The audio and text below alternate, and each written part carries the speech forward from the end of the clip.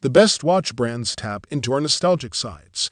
They specialize in timeless pieces that are meant to be worn often, admired for their elegance, and passed down from generation to generation. Not surprisingly, they're a good gift for milestone birthdays, weddings, anniversaries, graduations, or any special moment.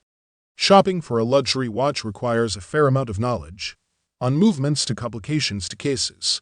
Whether you're a collector or new to the watch world, we consulted horologic experts to find the best watch brands to buy right now for every style and price point. The Oris Big Crown Pointer Date is a colorful and elegant watch. As the name suggests, there are two distinguishing features: a large, screw-down crown and a fourth hand that points to the date. These, along with the vintage-inspired design, make this a wonderful watch. Like other Oris models, this watch is available in a couple of sizes.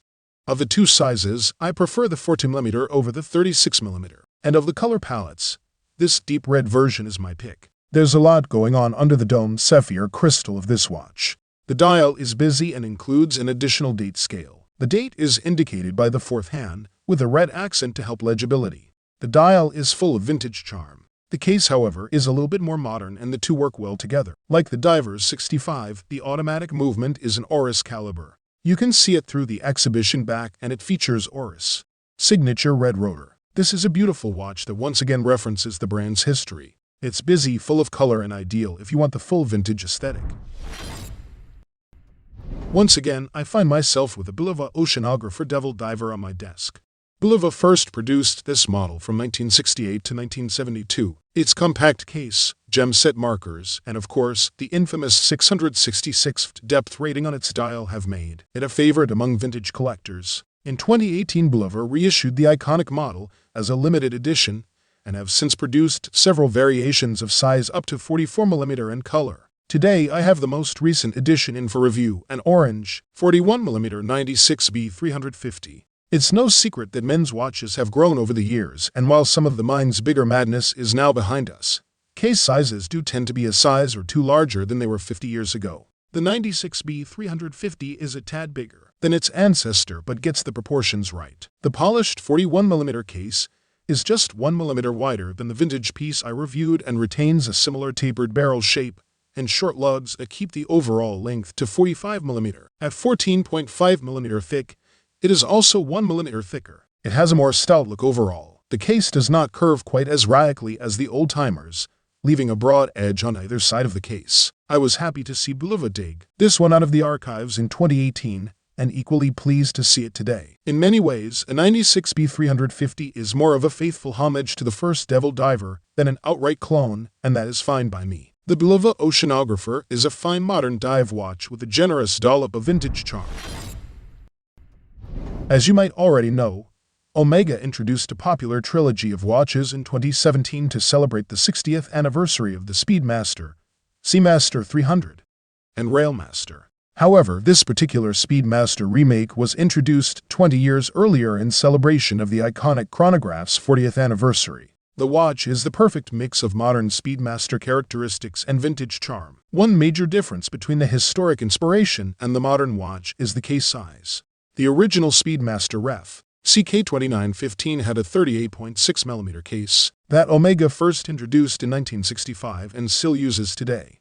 The watch features the stainless steel bezel and broad arrow hands that characterize the very first Speedmaster, which has also powered multiple generations of the Speedmaster Professional Moonwatch. This particular remake doesn't have the vintage-inspired lume, or so-called Foxtina, found on the 60th anniversary models from 2017. As a result, it looks like a crisp, modern take on the original Speedmaster from 1957. The best thing is that these replica models are still very affordable. Prices start under $3,000 and in Japan at around $4,000 and elsewhere, and go up to around $5,000, and it seems like only a matter of time before prices for this great timepiece start rising. The SNZ G15 is renowned among watch enthusiasts for being an excellent piece if you're looking for something rugged, with a military design, and with great value for money. At 42mm, it certainly won't disappear on your wrist. Yet the overall black color and bead-blasted case won't make it shout either. It hits the perfect spot between being functional and versatile. But the reason why so many love it is because of its bold, no-nonsense Arabic numeral military time. Straightforward design and red tip on the seconds hands. Top this package off with a 7S36 movement and 100 m of water resistance, and for less than your typical fashion watch, you're ready to go and tackle your day.